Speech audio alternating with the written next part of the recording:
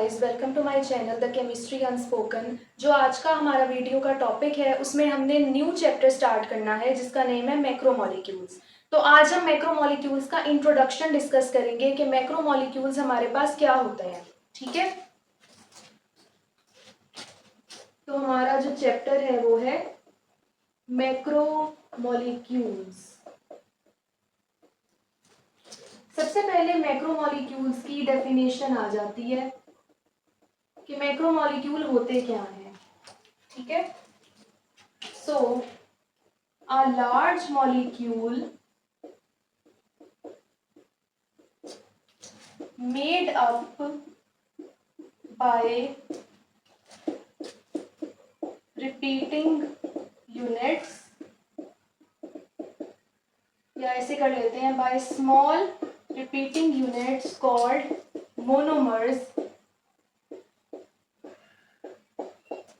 Is called macromolecule.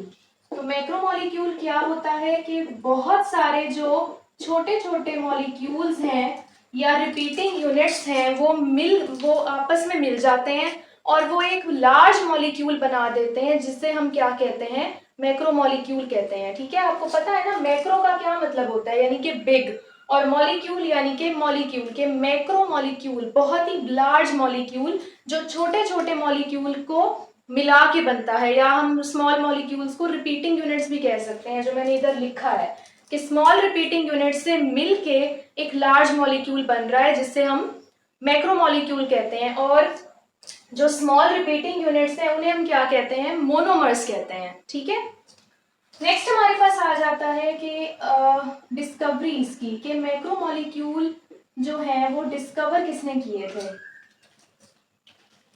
तो 1920s में जो मैक्रोमोलिक्यूल्स हैं वो डिस्कवर हुए थे बाय स्ट्रॉडिंगर। स्ट्रॉडिंगर एक साइंटिस्ट थे, उन्होंने मैक्रोमोलिक्यूल हाइपोथेसिस दिया था।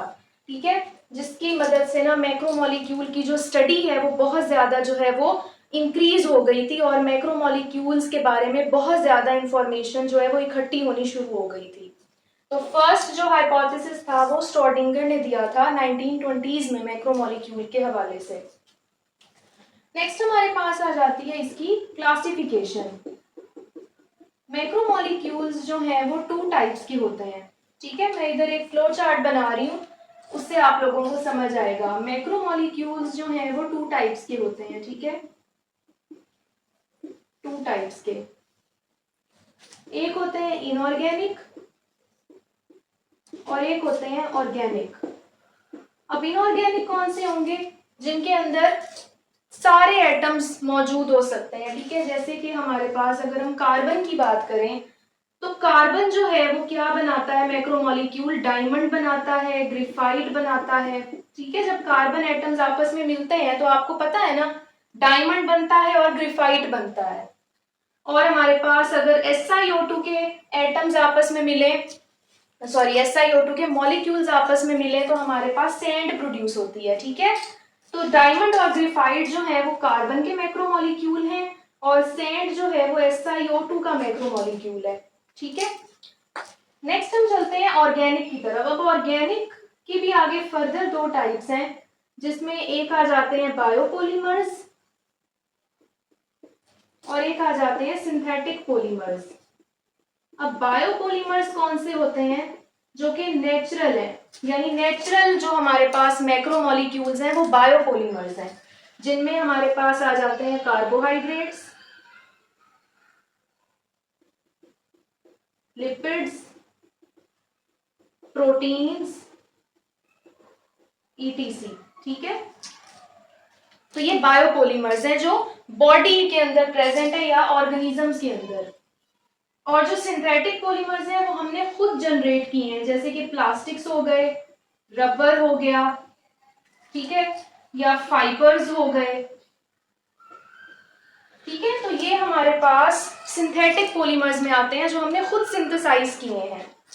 तो हमारे पास मैक्रोमोलिक्यूल की दो टाइप्स हैं, इनऑर्गेनिक और ऑर्गेनिक। ठीक है, इनऑर्गेनिक में हर एटम जो है वो डिफरेंट मैक्रोमोलिक्यूल प्रोड्यूस कर रहा है। हमने इधर कार्बन और SiO2 की एग्जांपल दी है। ऑर्गेनिक के दो हमारे पास फर्दर टाइप्स हैं, बायोपॉलीमर्स और सिंथेटिक पॉलीमर्स। ठीक है, तो ये हमारे पास ना क्लासिफिकेशन आ जाती है मैक्रोमोलिक्यूल्स की। नेक्स्ट अब हम बात कर लेते हैं आपका जो नेक्स्ट टॉपिक है जो कि है पॉलीमर के ऊपर, कि पॉलीमर क्या होता है, ठीक है, और उनके स्ट्रक्चर किस तरह होते हैं, तो वो हम डिस्कस कर लेते हैं। तो नेक्स्ट हमारे पास आ जाता है पॉलीमर। सबसे पहले तो इसमें पॉलीमर की डेफिनेशन आएगी कि पॉलीमर क्या होता है। अच्छा, जो मैक्रोमोलिक्यूल्स होते हैं ना और पॉलीमर वो सेम है बिल्कुल। मैक्रोमोलिक्यूल भी ना एक लार्ज मॉलिक्यूल है जो स्मॉल मॉलिक्यूल से मिलके बना है। पॉलीमर भी यही चीज होती है, ठीक है। पॉलीमर भी हमारे पास क्या होता है कि ना वो स्मॉल मोनोमर्स से मिलके ना एक जो हमारे पास लार्ज मॉलिक्यूल बन रहा है उसे हम पॉलीमर कहते हैं, ठीक है।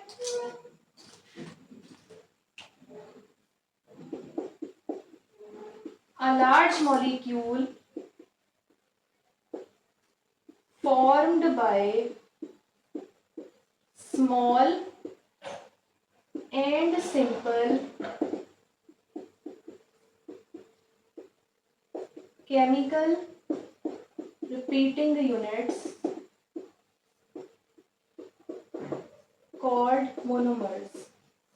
ठीक है, एक लार्ज मॉलिक्यूल जो स्मॉल और सिंपल केमिकल रिपीटिंग यूनिट से बना है उसे हम पॉलीमर कहते हैं, ठीक है। अब हम देख लेते हैं कि पॉलीमर का जो स्ट्रक्चर है वो किस तरह का होता है।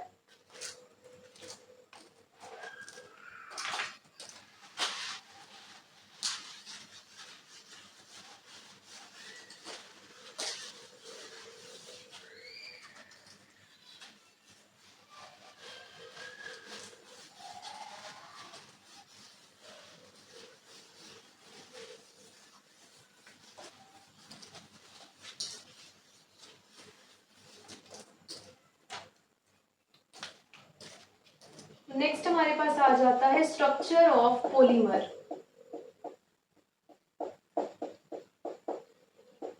पॉलीमर का जो स्ट्रक्चर होता है ना उसमें हमारे पास ना नंबर 1 पे अगर देखें तो टाइप्स ऑफ अरेंजमेंट पहले हम उसमें बात करेंगे।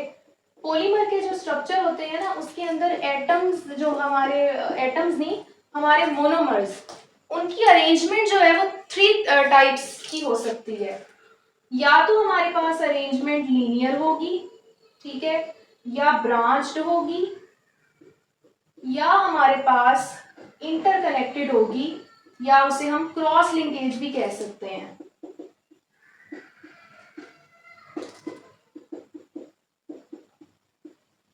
ठीक है, तो हमारे पास ना 3 तरह की अरेंजमेंट्स हो सकती हैं मोनोमर्स की, अगर हमने पॉलीमर का स्ट्रक्चर देखना है तो हमारे पास जो लीनियर अरेंजमेंट है वो इस तरह होती है, यानी ये हमारे अगर मोनोमर्स हैं तो ये उसमें लीनियर अरेंजमेंट है, ठीक है। यानी मोनोमर्स जो है वो क्या है, एक सीधी लाइन में लगे हुए हैं, ठीक है, कोई उसमें ब्रांच नहीं है।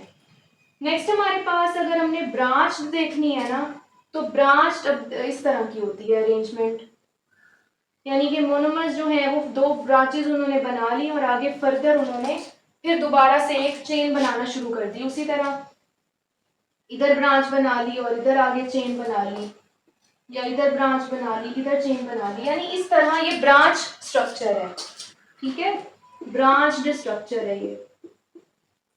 और अगर हम थर्ड टाइप की बात करें इंटरकनेक्टेड या क्रॉस लिंकेज, तो वो इस तरह होती है, यानी अगर इस तरह हमारे पास 2 मोनोमर्स लगे हुए हैं, ये थर्ड है, तो ये एक इस तरह लग जाएगा, एक इसके साथ कनेक्ट हो जाएगा, फिर एक इधर बना लेगा और एक इसके साथ कनेक्ट हो जाएगा, फिर एक ने इस तरह स्ट्रक्चर बनाया है और एक ने इस तरह बनाया, तो ये इसके साथ कनेक्ट हो जाएगा, ठीक है, और ये आपस में कनेक्ट हो जाएंगे, या ये इस तरह कनेक्ट हो जाएंगे, ठीक है। तो इस तरह हमारे पास क्या होता है, आपस में इंटरकनेक्शन से हमारे पास ना स्ट्रक्चर्स बन रहे होते हैं, ठीक है। तो ये हमारे पास कौन सा कनेक्शन है, क्रॉस लिंकेज, ये क्रॉस लिंकेज अरेंजमेंट है या कनेक्शन भी कह सकते हैं। तो हमारे पास जो पॉलीमर्स हैं उनके अंदर मोनोमर्स की जो अरेंजमेंट है वो 3 टाइप्स की होती है, लीनियर, ब्रांच्ड या क्रॉस लिंकेज। ठीक है, तो ये हमारे पास ना पॉलीमर का स्ट्रक्चर आ गया। अब हमारे पास ना पॉलीमर के हिसाब से हमारे पास एक और चीज आ जाती है,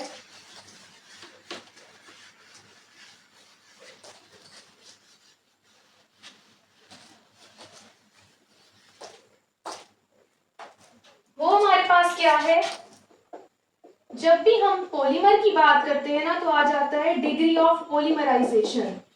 डिग्री ऑफ पॉलीमराइजेशन को हम डीपी से भी शो करते हैं। अब डिग्री ऑफ पॉलीमराइजेशन क्या होती है, सबसे पहले हम इसकी डेफिनेशन देख लेते हैं। डिग्री ऑफ पॉलीमराइजेशन ना वो हद है जहां तक एक पॉलीमर पॉलीमराइजेशन कर सकता है। ठीक है, अगर हम सिंपल वर्ड्स में इसको कहें तो। और अगर डेफिनेशन देखें तो हमारे पास आ जाता है the length of chain, the length of polymer chain is specialized by number of small repeating units. ठीक है, यानी कि अगर हम इसमें देखें तो ना डिग्री ऑफ पॉलीमराइजेशन पॉलीमर की एक लिमिट होती है जहां तक वो पॉलीमराइजेशन कर सकता है। या अगर हम इसकी एक और डेफिनेशन देखें तो उसका ये मतलब होता है कि हमारे पास ना degree of polymerization number of monomers को कहते हैं, कि एक चेन के अंदर ना कितने नंबर ऑफ मोनोमर्स हैं। जैसे इधर डेफिनेशन में लिखा हुआ है कि पॉलीमर चेन की वो लेंथ जो कि स्पेशलाइज हुई है किससे, नंबर ऑफ रिपीटिंग यूनिट्स से। यानी हमारे पास जो नंबर ऑफ रिपीटिंग यूनिट्स है ना एक चेन के अंदर, वो हमें बताते हैं कि इस वाले पॉलीमर की डिग्री ऑफ पॉलीमराइजेशन कितनी है। जैसे कि अगर हम एग्जांपल देखें, एग्जांपल अगर हम देखें तो हमारे पास ना ये एक हमारे पास क्या है, पॉलीमर है। अब ये इसके अंदर ये CH2 रिपीटिंग यूनिट्स इसमें लगे हुए हैं। ठीक है, इस तरह ये चेन उसकी बनती जा रही है। तो अब हम इसको जब इसका डिग्री ऑफ पॉलीमराइजेशन लिखेंगे ना तो हम इसको इस तरह लिखेंगे कि यानी ये वाले रिपीटिंग यूनिट्स थे इसके अंदर, ठीक है, और n नंबर था उनका। हमें अब नंबर तो नहीं पता ना कि ये कितने ज्यादा आगे चलते जा रहे हैं, क्योंकि ये चेन जो है वो अभी एंड नहीं हुई। तो हमें अब हम इस वाले से शो कर देंगे कि हमारे पास ना ये इसका डीपी है, यानी डिग्री ऑफ पॉलीमराइजेशन है, कि इसके अंदर ये वाले रिपीटिंग यूनिट्स अटैच थे। ठीक है, नेक्स्ट हमारे पास आ जाता है फॉर्मूला कि हम डिग्री ऑफ पॉलीमराइजेशन को फाइंड आउट कैसे करते हैं।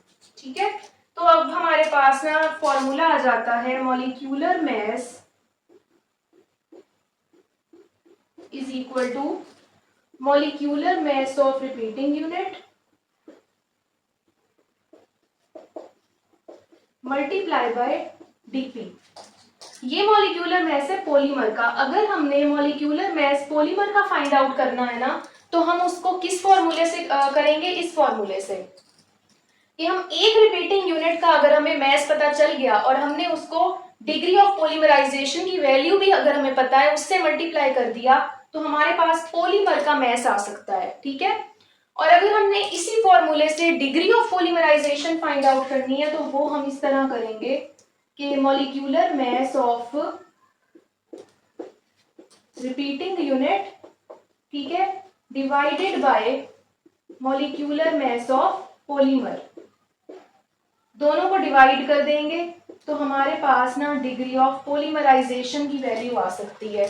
ठीक है, तो ये आपके पास जो फॉर्मूला है उससे हम degree of polymerization find out कर सकते हैं, और इस फॉर्मूले से हम मॉलिक्यूलर मास फाइंड आउट कर सकते हैं पॉलीमर का। ठीक है, तो आपकी बुक में एक एग्जांपल भी दी हुई है पीवीसी पॉलीविनाइल क्लोराइड जो पॉलीमर है, जो आगे हम डिस्कस करेंगे वीडियोस में, उसका मॉलिक्यूलर मास फाइंड आउट करके दिखाया हुआ है 63,000 जो निकलता है। ठीक है, तो इस फॉर्मूले से आप कोई भी आपके पास वैल्यू दी हो आप उसको फाइंड आउट कर सकते हो।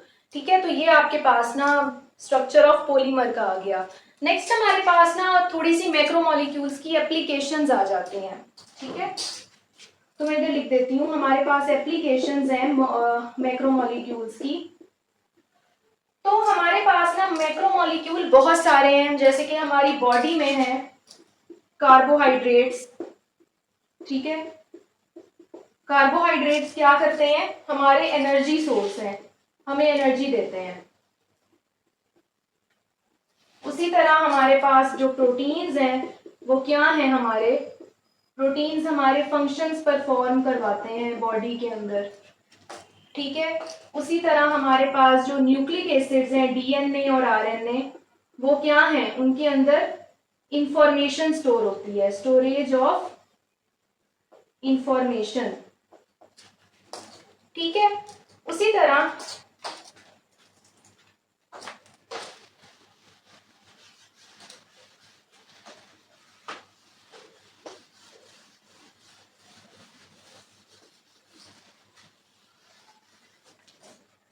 हमारे पास जो